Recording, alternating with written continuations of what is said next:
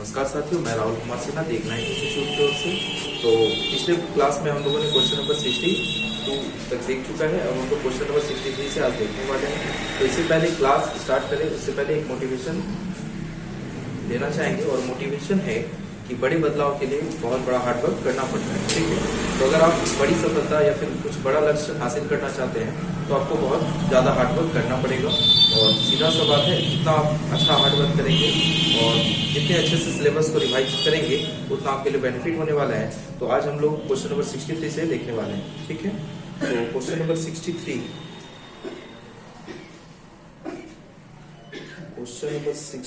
है। ठीक है, लास्ट हम लोग 62 नंबर देखे थे क्वेश्चन नंबर।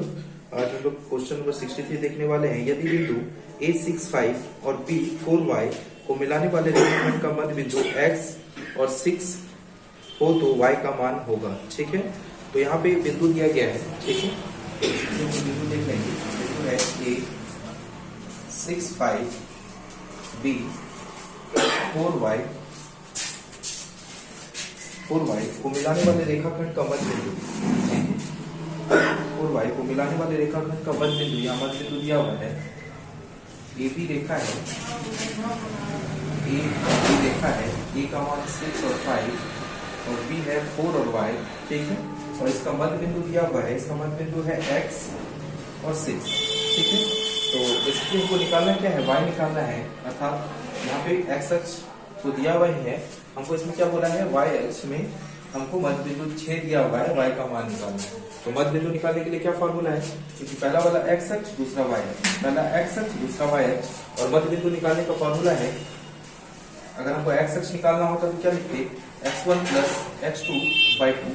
लेकिन क्या हमको X निकालना है, X तो दिया हुआ है। ठीक है, तो मध्य बिंदु को निकालना है बेसिकली किसका, Y का, है ना। यहाँ पहला बिंदु है x1 है, यहाँ y1 है, यहाँ पे देखिए मध्य बिंदु निकलता है y1 प्लस y2 बाय 2 से। ठीक है, तो यहाँ आपको बेसिकली मध्य बिंदु निकालना किसका है, a और b का, अर्थात y अक्ष का हमको निकालना है। यहाँ y1 है 5, y1 यहाँ देखेंगे, y1 है यहाँ 5 और y2 है यहाँ y, और बटे 2 बराबर मध्य बिंदु इसका क्या दिया हुआ है, 6 दिया हुआ है। ठीक है, तो अगर हम दोनों को निगुना करते हैं, क्रॉस मल्टीप्लाई अगर करेंगे तो यहाँ आ जाएगा 5 प्लस y इक्वल 12, तो y इक्वल टू आने वाला है 12 माइनस 5 इक्वल होने वाला है 7।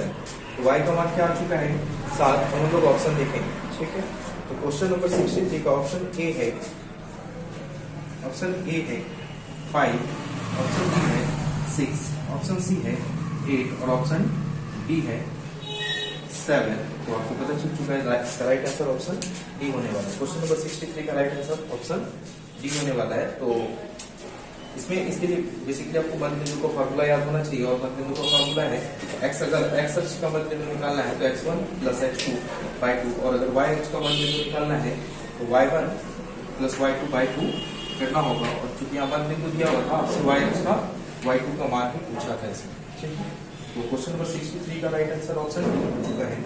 ठीक है, क्वेश्चन नंबर 64 देखने वाले हैं हम लोग।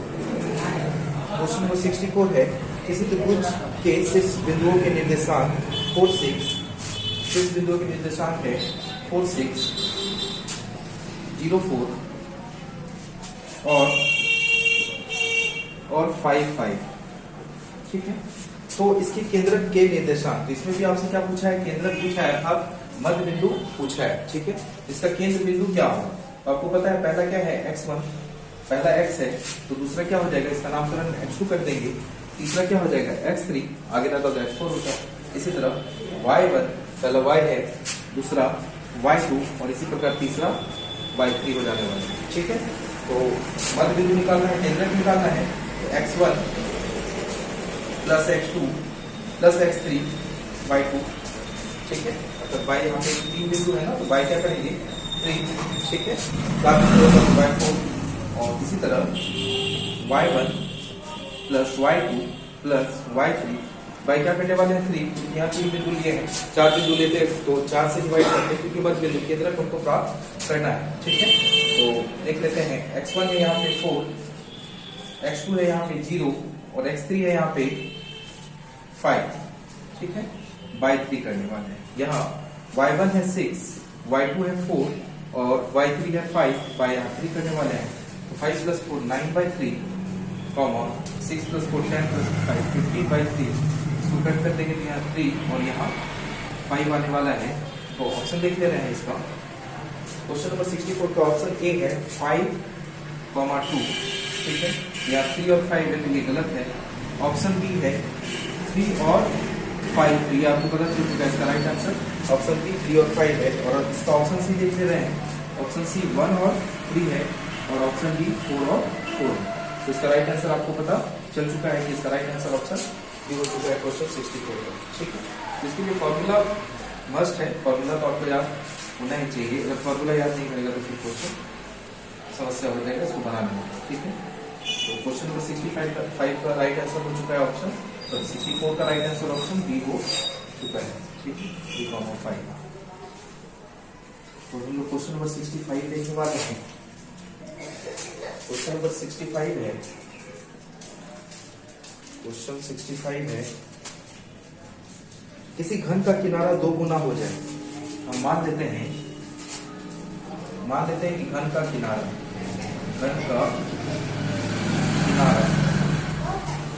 x या फिर 1 मान, कुछ भी मान लीजिए, ठीक है। घन का किनारा 1 है। अब कितना हो जा रहा है, 2 गुना हो जा रहा है, 2 गुना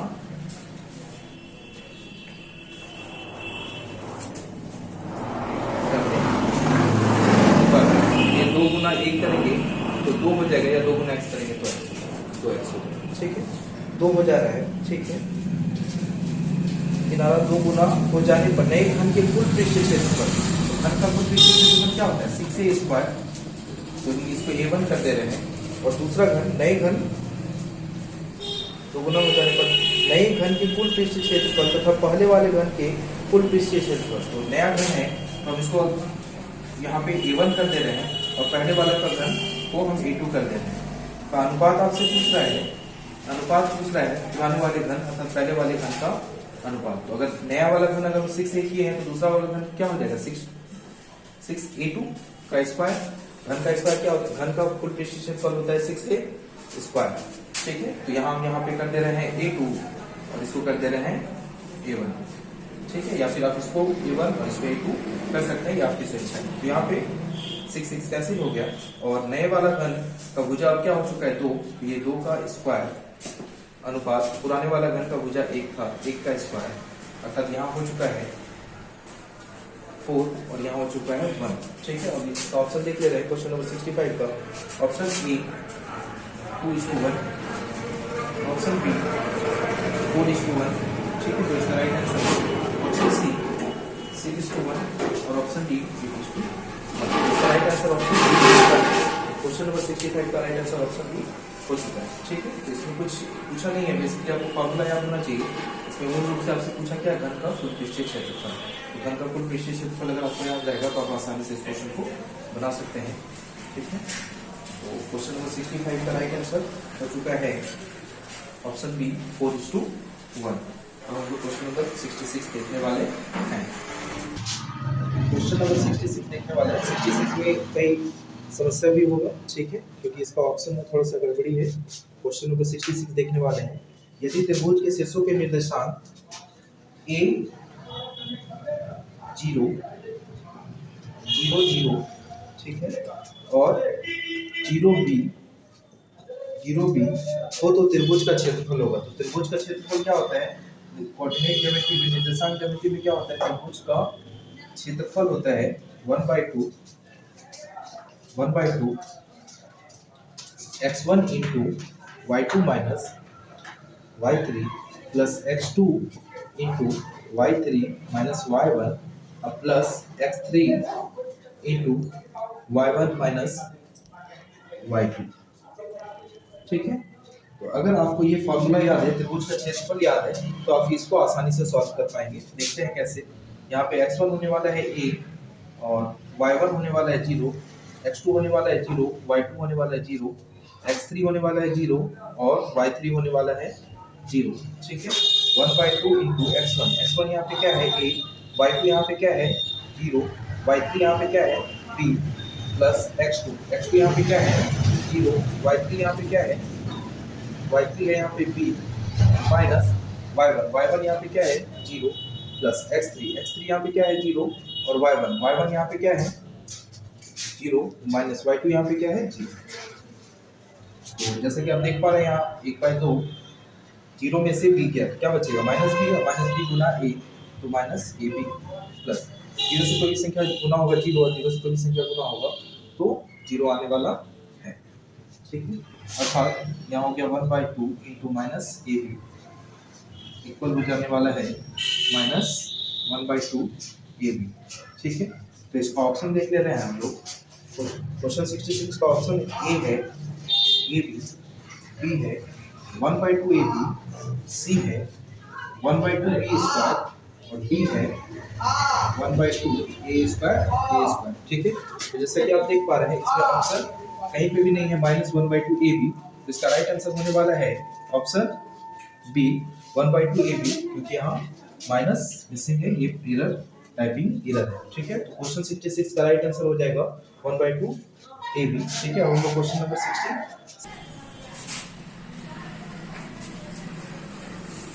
क्वेश्चन नंबर 67 है, यदि त्रिभुज एबीसी तथा त्रिभुज डीईएफ समरूप है तथा AB 1:2 है, DE 1:4 है, तो त्रिभुज ABC और DEF के क्षेत्रफल का अनुपात होगा।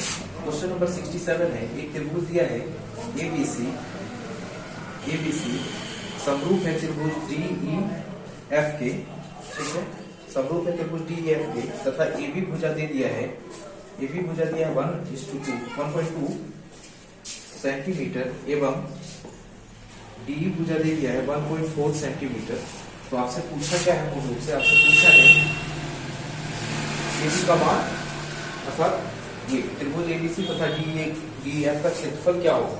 तो समरूप त्रिभुज का क्षेत्रफल क्या होता है, समरूप त्रिभुज क्षेत्रफल का होता है समरूप भुजाओं का अनुपात। अर्थात अगर ये एक त्रिभुज है, हम मान ले रहे हैं ये ABC त्रिभुज है जिसमें AB भुजा 1.2 सेंटीमीटर है और एक त्रिभुज है DE और F जिसमें इसका समानुपाती भुजा है 1.4, ठीक है। तो इसका क्षेत्रफल होगा, तो समरूप त्रिभुज का क्षेत्रफल क्या होता है, समरूप त्रिभुज का क्षेत्रफल बराबर होता है समानुपाती भुजा स्क्वायर, ठीक है। यहाँ समानुपाती भुजा क्या है, समानुपाती AB भुजा है, इसका समानुपाती है D, अर्थात AB का मान है 1.2 और DE का मान है 1.4। पॉइंट उड़ाएंगे तो 0, पॉइंट उड़ाएंगे तो यहाँ पॉइंट उड़ाएंगे तो 0, यहाँ पॉइंट उड़ाएंगे तो 0 कैंसिल, और इसका स्क्वायर हो जाएगा 12 का स्क्वायर 144, 14 का स्क्वायर 196। 2 से डिवाइड करेंगे इसको, अगर हम 144 बाय 196 को 2 से डिवाइड कर रहे हैं, 7 2 और यहाँ 9 8 फिर 3 6 और यहाँ 4 9, फिर यहाँ और कुछ करने वाला है क्या 36/49 आने वाला है, ठीक है। अगर हम 144 और 196 को 2 से भाग देते जाए तो यहाँ पे 36/49 आ जाने वाला है, ठीक है। तो ये अब आगे नहीं कटेगा। तो हम लोग क्वेश्चन नंबर 67 का ऑप्शन देख ले रहे हैं। ऑप्शन ए है 60:25, ऑप्शन बी है 49:81, ऑप्शन सी है 36:49 और ऑप्शन डी है 9:16, ठीक है। तो यहाँ आप देख पा रहे हैं 36/49 अर्थात 36:49 इसका राइट आंसर है जो ऑप्शन सी में है, ठीक है। तो क्वेश्चन नंबर 67 का राइट आंसर ऑप्शन सी हो जाएगा, ठीक है। तो आशा करते हैं कि समझ में आया होगा, ठीक है। इसमें बेसिकली कुछ नहीं है, केवल आपको ये पता होना चाहिए कि समरूप त्रिभुज का क्षेत्रफल होता है क्या है। तो समरूप त्रिभुज का क्षेत्रफल होता है समानुपाती भुजाओं का स्क्वायर। जैसे आप समानुपाती भुजा का स्क्वायर कर देंगे ये आंसर आ जाएगा, ज्यादा टफ क्वेश्चन है नहीं, ठीक है। इसको आप प्रैक्टिस कर लेंगे एक बार तो ये क्वेश्चन नहीं छूटने वाला, ठीक है, अन्यथा ये क्वेश्चन आपसे छूट जाएगा। अब हम लोग देखने वाले क्वेश्चन नंबर 68।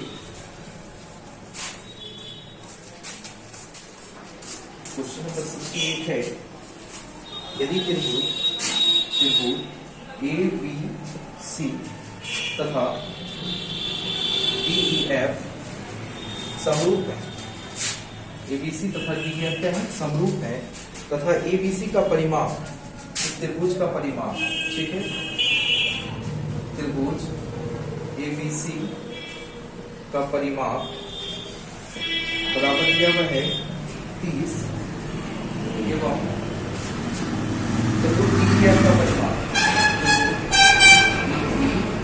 DEF का परिमाप दिया हुआ है 20, ठीक है, 20 और AB बराबर एवं AB बराबर दिया हुआ है 12, तो DE बराबर होगा, ठीक है। जैसा कि पता है समरूप त्रिभुज का क्षेत्रफल क्या होता है, तो भुजाओं का अनुपात, तो यहाँ पे AB समरूप भुजा, अब यहाँ पे परिमाप दिया हुआ है ना, तो AB भुजा दिया हुआ है 12, ठीक है, तो हम इसको क्या लिख सकते हैं, AB बटे D, और इसी में परिमाप का अनुपात क्या है, 30 बटे 30, यही ना परिमाप है, अर्थात 3 बटे 2। तो यहाँ AB भुजा हमको मालूम है, AB भुजा हमको क्या मालूम है, यहाँ 12 है और DE है, बराबर है 3 बटे 2। ऊपर में क्या होता है, सामने सामने कट जाता है, यहाँ हो जाएगा क्या, 4 दिया 12, 3 चौके 12, 3 के पावर 12 4 बार में, 3 एक 3 कट गया, तो ये कोना को गुना कर देंगे, तो इसलिए DE बराबर क्या आ जाने वाला है, DE बराबर आ जाने वाला है 8, ठीक है। तो यहाँ DE भुजा क्या होने वाली है 8। हम लोग क्वेश्चन नंबर 68 का ऑप्शन देख ले रहे हैं। ऑप्शन ए है, option A 12 centimetre, option B 8 centimetre, option C 16 centimetre और ऑप्शन डी होने वाला है 10 सेंटीमीटर। तो आपको राइट आंसर पता चल चुका है, क्वेश्चन नंबर 68 का ऑप्शन डी राइट आंसर है, ठीक है। तो आगे देखिए क्वेश्चन नंबर 69, ठीक है। तो ज्यादा हार्ड क्वेश्चन नहीं है, अगर आप इसको प्रैक्टिस करते हैं दिया आपसे आसानी से सॉल्व हो जाने वाला है, ठीक है। इसमें कुछ लिखिए, भुजा का अनुपात बराबर परिमाप का अनुपात, और बस जो प्लस माइनस है बचेंगे, आंसर आ जाएगा। इस क्वेश्चन नंबर 68 का राइट आंसर ऑप्शन डी हो चुका है, 8 सेंटीमीटर। क्वेश्चन नंबर 69 लोग देखने वाले हैं। क्वेश्चन नंबर 69 है, क्वेश्चन नंबर 69, किसी बाह्य बिंदु से किसी वृत्त पर PQ और PR दो स्पर्श रेखा है। यदि PQ बराबर 6 सेंटीमीटर, यदि एक वृत्त है, मान ले रहे हैं वो केंद्र का एक वृत्त है, किसी बाह्य बिंदु P से हम क्या किए, इस पे स्पर्श रेखा है, बाह्य बिंदु P है, एक PQ स्पर्श रेखा, ठीक है, और PR स्पर्श रेखा खींच दिए, ये PR का मान पूछ रहे हैं, ठीक है। तो आपको ये बात पता होना चाहिए, किसी भी बाह्य बिंदु से अगर हम किसी भी वृत्त पर स्पर्श रेखा खींचते हैं, स्पर्श बिंदु की लंबाई क्या होती है, समान होती है, ठीक है। तो स्पर्श रेखा की यहाँ की लंबाई क्या है, इक्वल होनी चाहिए, चूंकि PQ बराबर क्या होता है, PR। आपने क्या पूछा है, क्यों, किसी भी बाह्य बिंदु से अगर हम स्पर्श रेखा खींचेंगे, यहाँ कितने डिग्री का कोण बनेगा, 90 डिग्री, यहाँ पे कितने डिग्री का कोण बनेगा, 90 डिग्री। और आपको पता है समान कोणों की समूह भुजाएं क्या होती है, बराबर होती है, इसलिए PQ बराबर होने वाला है PR। इसलिए अगर PQ का मान 6 है, PQ बराबर अगर 6 दिया हुआ है, तो PR का भी मान 6 होने वाला है, ठीक है। तो PQ equal to 6, PR equal to 6 होने वाला है। तो इसका ऑप्शन देख रहे हैं, ये डायरेक्ट क्वेश्चन ऑप्शन पूछ लिया है, इसमें आसानी से आप स्कोर कर सकते हैं। पहला ऑप्शन है 12 सेंटीमीटर, ऑप्शन बी है 3 सेंटीमीटर, ऑप्शन सी है 6 सेंटीमीटर और ऑप्शन डी है 5 सेंटीमीटर। तो आपको राइट आंसर तो पता चल चुका है, ऑप्शन सी क्वेश्चन नंबर 69 का राइट आंसर है, ठीक है। तो बहुत इजी क्वेश्चन पूछा गया है, और इस टाइप का ही क्वेश्चन आपसे एग्जाम में पूछा जाता है।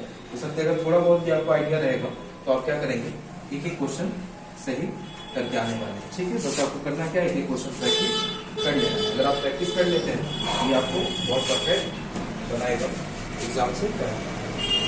क्वेश्चन नंबर 70, यदि किसी वृत्त का व्यास 14 सेंटीमीटर है, तो वृत्त का क्षेत्रफल आपको व्यास दिया हुआ है 14 सेंटीमीटर, तो त्रिज्या क्या हो जाएगा, 14/2 7 सेंटीमीटर।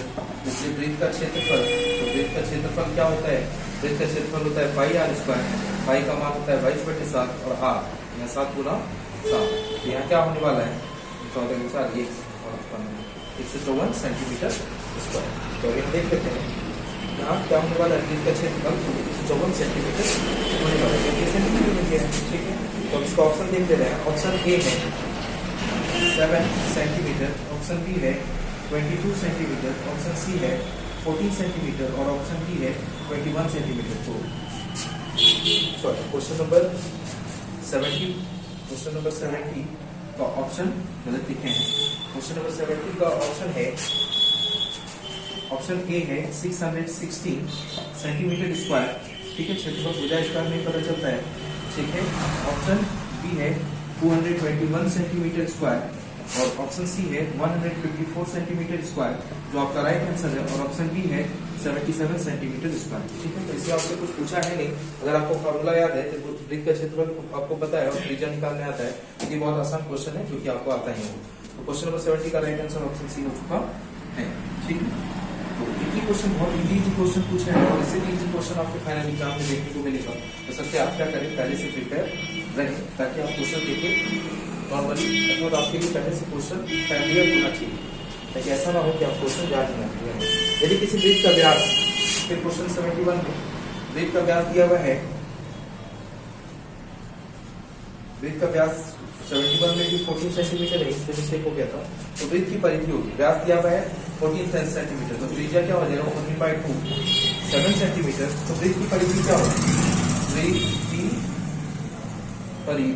वृत्त की परिधि क्या होती है 2πr, 2 into 5 22/7 into r क्या है 7 कट गया, 2 2 जा 4 परिधि क्या हो चुका है 44 सेंटीमीटर। तो यहाँ ऑप्शन देख ले रहे हैं, ऑप्शन ए है 7 सेंटीमीटर, ऑप्शन बी है 22 सेंटीमीटर, ऑप्शन सी है 44 सेंटीमीटर और ऑप्शन डी है 66 सेंटीमीटर। तो आपको राइट आंसर पता चल चुका है 44 सेंटीमीटर। तो 71 का राइट आंसर क्या हो चुका है 44 हो चुका है। ठीक है, तो इसमें आपको बेसिकली पूछना क्या था, इसमें आपसे बेसिकली पूछा था वृत्त का परिमाप। तो अगर वृत्त का परिमाप पता रहेगा तो त्रिज्या निकालने की कोई बड़ी बात है नहीं, क्या किया त्रिज्या निकाल लेंगे और फिर इसका क्षेत्रफल निकाल लेंगे। ठीक है, तो देखिए क्वेश्चन अगर आप प्रैक्टिस किए रहेंगे तो आपके लिए बहुत आसान होने वाला है। ठीक है, 72 क्वेश्चन नंबर 72 देखते हैं। यदि किसी वृत्त तथा व्यास का योग, यदि किसी वृत्त के योग, वृत्त की परिधि 2πr तथा व्यास, व्यास है ना, व्यास बराबर क्या होता है 2 त्रिज्या होता है और यहाँ लिख सकते हैं 2r। ठीक है, का योग दिया हुआ है 29। ठीक है, का योग दे दिया है 29 और यहाँ देख पा रहे हैं, यहाँ पे आप क्या कॉमन ले सकते हैं, तो यहाँ पे आप r कॉमन ले सकते हैं। यहाँ पे क्या हो जाएगा 5 + 1 इक्वल क्या है 29 r। यहाँ पे पाई का मान हो जाएगा 22/7 + 1/1 = 9 r इक्वल यहाँ हो जाएगा 7 और यहाँ हो जाएगा 22 + 7 = 29। 2r इक्वल हो जाएगा 29/7 = 29। पर में क्या होता है काम से कट जाता है, यहाँ पे 1, तो r इक्वल हो गया, r इक्वल क्या हो जाएगा देखिए 1 × 7 तो 7 और ये 2 था तो बाय में चला गया, तो ये हो गया 7/2 इसका राइट आंसर। ठीक है, तो क्वेश्चन 72 का राइट आंसर हो जाने वाला है। आपसे क्या पूछा था त्रिज्या, 72 का क्वेश्चन नंबर पूछा था वृत्त का व्यास होगा। ठीक है, तो त्रिज्या हो गया 7/2, इसलिए व्यास बराबर क्या होने वाला है 2 × r अर्थात 2 × 7/2। यहाँ व्यास क्या हो गया 7 और हम लोग इसका ऑप्शन देख ले रहे हैं, ऑप्शन ए है, ऑप्शन ए देख ले रहे हैं, ऑप्शन ए है 72 का 3.5 सेंटीमीटर, ऑप्शन बी है 7 सेंटीमीटर जो इसका राइट आंसर है, ऑप्शन सी है 14 सेंटीमीटर और ऑप्शन डी है 21 सेंटीमीटर। तो इसका राइट आंसर हम लोगों को पता चल चुका है, क्वेश्चन 72 का राइट आंसर है ऑप्शन बी। ठीक है, तो आशा करते हैं ये वीडियो आपके लिए हेल्पफुल रहा होगा और आज के लिए इतना ही। ठीक है, आप लोगों को निरंतर अभ्यास करते रहना है और जितना अच्छा प्रैक्टिस करेंगे उतना अच्छा रिजल्ट आप पाएंगे। तो आज के लिए इतना ही, धन्यवाद।